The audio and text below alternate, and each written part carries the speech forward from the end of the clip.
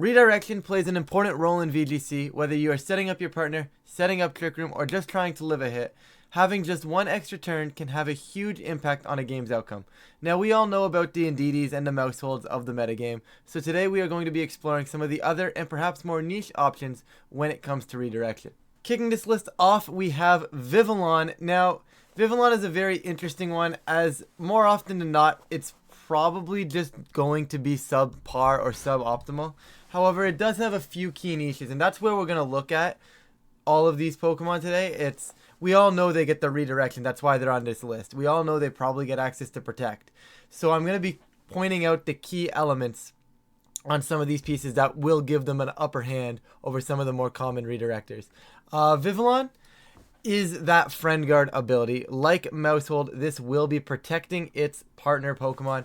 It is also a fully evolved Pokemon, so you'd think it would have stats, but unfortunately it just kind of doesn't. It really doesn't have the stats, but you get the ability to simply redirect, which, like I said, we're not really going to talk about. But you also get the ability to click Sleep Powder if you really wanted to. You get the ability to click Tailwind, and a lot of the times when we see Vivillon peek into the metagame, it tends to be paired with the Focus Sash item. So the basic concept would be turn one, you can say, okay, double my Vivillon so I don't get Tailwind up. Good for you. Or you're not going to do that, and I'm going to get Tailwind up, and in the next turn I'll be faster than you, and I can drop Sleep Powders. The other thing you can do is you can not run Friend Guard if you choose to say that this is not a vital part of my build or a vital part of my team. You could run Compound Eyes and have the better and the more accurate Sleep Powders, which is something to consider, but I think as a whole, Friend Guard is a better niche for this Pokemon, because it's just better, right? You're not keeping Vivillon around very long. I don't expect Vivillon to sit on the field for as long as, let's just say, like a Clefairy or a Mousehold would. So I'm expecting this Pokemon to die, so benefiting myself for one or maybe two extra turns doesn't feel great, but benefiting my partner for one or two extra turns tends to be exactly what you want in a redirector, and I can definitely see Vivillon creeping onto more teams as the format develops. Moving on, we have the former world champion Pachirisu, and Pachirisu's key niche, guys, is honestly probably the ability Runaway. It just lets you run away from it. No, I'm just kidding. Volt Absorb is probably what we're looking at. That's probably one of the biggest niches it has going for it in this format. Obviously, you're going to go for the Follow Me. I think Super Fang is a very cool option as well, just because you can chunk something in half.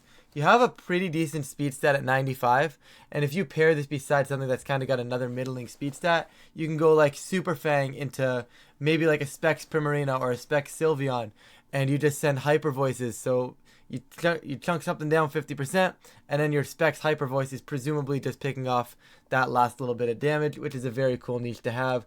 You also get things like Eerie Impulse, which could be very beneficial when it comes to dealing with stuff like Archaludon. And you just basically are saying, I'm going to bring you down to -2. Yes, you can go ahead and try to Electroshock back, but that's where Volt Absorb comes back into play. So you bring them down to -2, the next turn you go Follow Me, and you just trap them in at -2 or -1 had they gone for the for the Electroshock earlier. But as a whole, you can pretty much hinder a lot of what Archaludon does, and it just basically allows you to ignore it while you deal with the rest of the team, and then beating up on the Archaludon later on afterwards, and you don't have to worry about it, right? Because like the problem with Archaludon is dealing with it as it's setting up, but if you take away that setup option, you take away those electro shots, and you're actively hindering it with Eerie Impulse, it's not going to have a fun time, and this will definitely allow your team to help deal with that. In terms of other things you get on Pachirisu, you get stuff like Electroweb, you get access to Encore. There are some really cool tech moves here. I'm not going to go through them all, but there are some really cool tech moves in combination with Follow Me that Pachirisu definitely deserves a shout out for. I don't think it's anywhere like where it once was. Like when it won Worlds, it was like really well suited. It was a really cool meta call. I don't think we have that here, but it is kind of still really, really strong. And I did want to mention it because I think there may be a spot for it. And like, it's cute. Look at him. We are creeping into some of the more common of these niche Follow Me users. There's not that many Follow Me users, guys, so there's going to be some common Pokemon on here, and Magmar is kind of the least common of those common ones. But Flame Body, Vital Spirit, both are very solid. I think Vital Spirit is actually very, very strong because you're able to just redirect stuff like spores coming out from something like an Amoonguss, which is really, really good at supporting your Pokemon. And that's something a lot of other redirectors don't have. A lot of other redirectors need to start running safety goggles. They need to be running Or the Terra Grass, something like that to help deal with the Amoonguss if you're trying to follow me.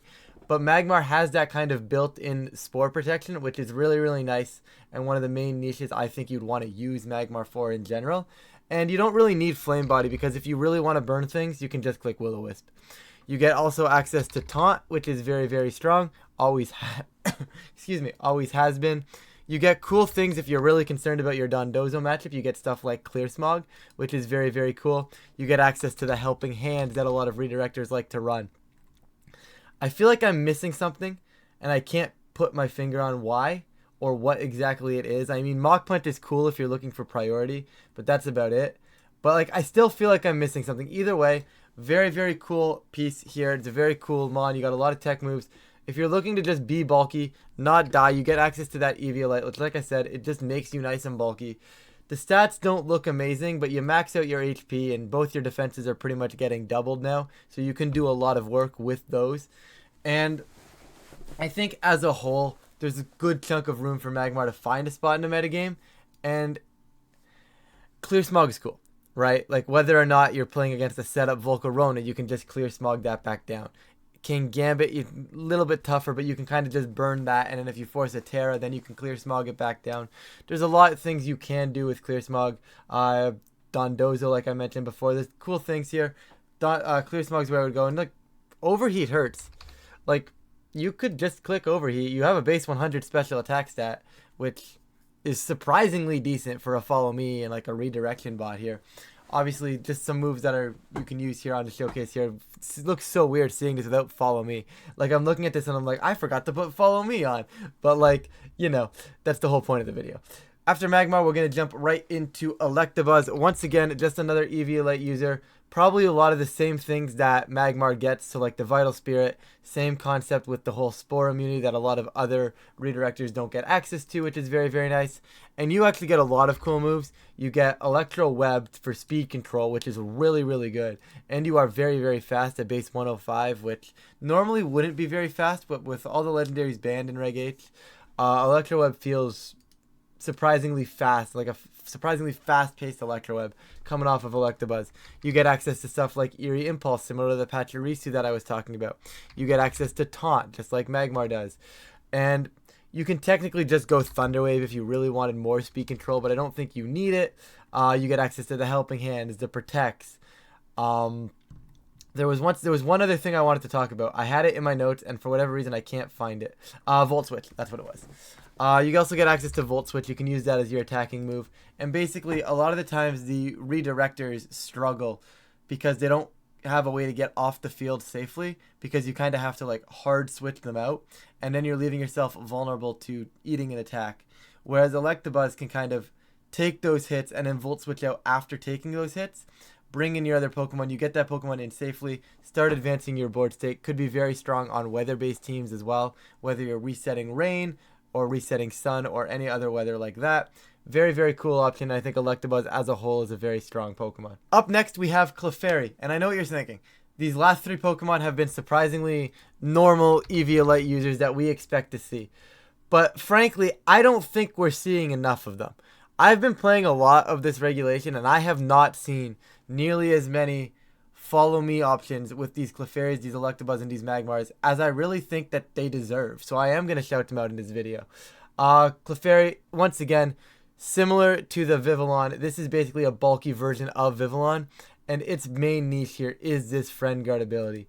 When you can keep your partner pieces alive for that much longer for setup, it is really, really good. Like Clefairy King Gambit has a ton of potential. The problem with Clefairy King Gambit is there's another Follow Me user that we're going to get into in a little bit. That really kind of makes that a little bit more annoying and really difficult to play around in the meta right now. But once again, you just get cool things. You get access to like Heal Pulse. You can go Life Dew if you wanted to heal yourself and your partner. You get cool things. You can go Alluring Voice, Dazzling Gleam just to start breaking some sashes. Icy Wind if you're looking for speed control. Helping Hand. You get a lot of cool tools You have a decent HP stat. Obviously, your defenses, once again, look poor, but with the Eviolite, you can patch that. No real issues had.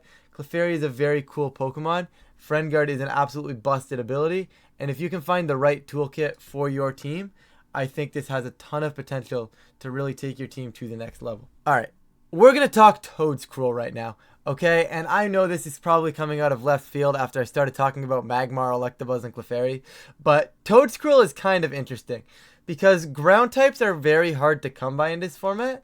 Not only is Toedscruel a ground type, there's also a fast ground type. So you can actually be a very offensive option with something like Earth Power, a big grass move. I believe it's probably Leaf Storm. I think you get Leaf Storm. Leaf Storm, Grass Knot. There's a ton of other grass moves as well. Energy Ball, maybe if you're just looking for something a little more consistent.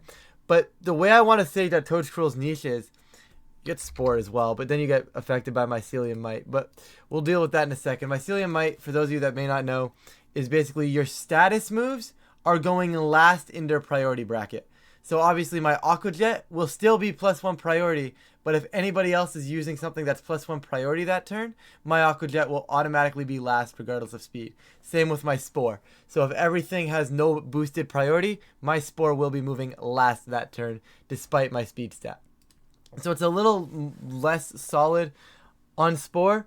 However, what I think I like about that is it has its negatives with Mycelium Mite, but it's also very cool because slow Spore, if you can survive the turn with this piece, guarantees their Pokemon to be asleep for the following turn, which isn't always great. Sometimes you need to get that Spore off sooner, and then you can deal with it and just deal with things that turn. Whereas if you can play this properly, yes, you're going to go last with your Spore, but if you can get to a spot where you do manage to get the Spore off, then you can take advantage on the next turn, and it feels like a more full advantage. You feel like you get more out of the sleep turns, at least in my opinion. Obviously, they kind of all work out to be the same sleep turns anyways, but I don't know, just that kind of feeling. You also get like access to fast knockoff, and if you are going to try to run Toedscruel, I think this is the way you want to do it. Probably want Rage Powder. You probably drop Leaf Storm or knockoff for that Spore, right? And this is the way you're going to do it, in my opinion, because this is where its niche is. You are running this super, super fast piece, and by super fast, I mean fast for the current metagame that we're in. And you run this fast piece, you maybe want to like Focus Sash it, or probably Focus Sash, just keep it alive for longer. Allows you to deal with that minus priority as well, right? So Focus Sash is really, really cool, and you just deal damage with it. And then you have the option to, oh, I'm on Sash? Well, I'm just going to redirect this turn and set up my partner. And let my partner set up, let my partner do something. And it's one of those Pokemon where, similar to like when Clefairy had access to Sing, which it still does, but when Clefairy was using Sing in those metagames, it's not something that you necessarily need to get off. But it's something that's there for pressure. And I think with this is the same concept, right? Because like I could redirect. You could also just try to ignore me because I'm probably not doing that much. I'm a Toedscruel. If Toedscruel was actually good and it had good stats, it would be used a lot more, right? So you do have the benefit of the whole, hey, you can't really ignore me because if you ignore me, I'm just going to start putting your entire team to sleep. And that's a huge advantage, and it's forcing players to not only go after your Toedscruel, it's forcing them to respect your Toedscruel. And because of that, I think there's a lot of cool, maybe like, I don't want to say 50-50s, but a lot of cool reads you can force, and you can kind of force a lot of your opponent's hands to say, well, I either hit the Toedscruel, stop the Spore, and get destroyed by their partner Pokemon, or I'm going to try and hit their partner Pokemon, and then Toedscruel is going to go crazy with Spore, or I'm going to try and hit their partner Pokemon, and Toedscruel is going to redirect. It's going to actually live the attacks because it resists them, and now I have to still deal with the Toedscruel and their partner Pokemon. You can do a lot with Toedscruel is basically what I'm trying to say. You can try to force some hands. I think it's funny. I don't think it's good, but honestly, I think there might be a niche for it. Mycelium might be a niche for it. Yeah, I really need to cut that one out, but I'm probably not going to cut that joke out, so hopefully you guys enjoyed the bad joke. Moving on, we have Volcarona, and I say Volcarona right now because it does have access to Rage Powder. We are not going to talk about the Quiver Dance set that is floating around. We are going to talk about supportive Volcarona. And a lot of the times when metas start shaping up about like around particular Pokemon, and Volcarona is one of those Pokemon that is kind of becoming meta defining right now with that Quiver Dance, with that Giga Drain set, I'd be curious to see if you can get away with a full-on support set, right? So you go something like the Rage Powder, you go with a Struggle Bug for the Psychic Spam matchup and like the Indeedee Hatterene stuff. You maybe go with a Fire move, but you drop Will-O-Wisp. You want Will-O-Wisp on this, right? And then you can go Tailwind if you want. You can just get supportive options here. Flame Body is a really, really good ability if it decides to proc, right?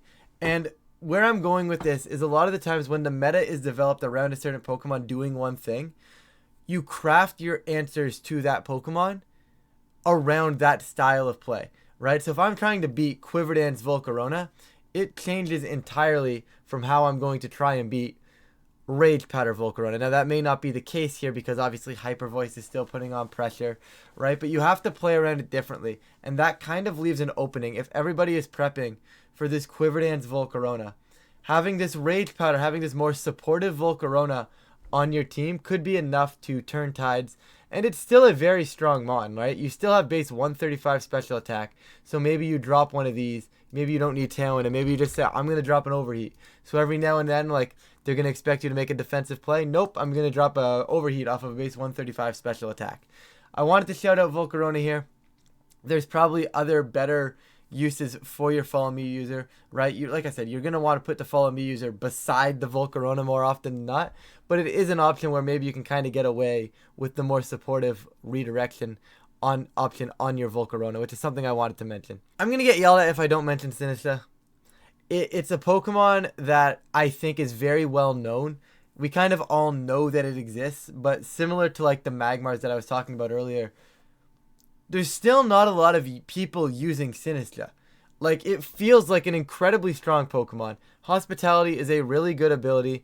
If you're just simply if you're using Sinistcha as a full-on support piece, Hospitality is probably your best ability. You're going to be able to redirect attacks because of Rage Powder, and when you're switching in and out, and when you eventually come in, you're going to be healing your partner as well, which causes a lot of things like, oh, they chipped me down.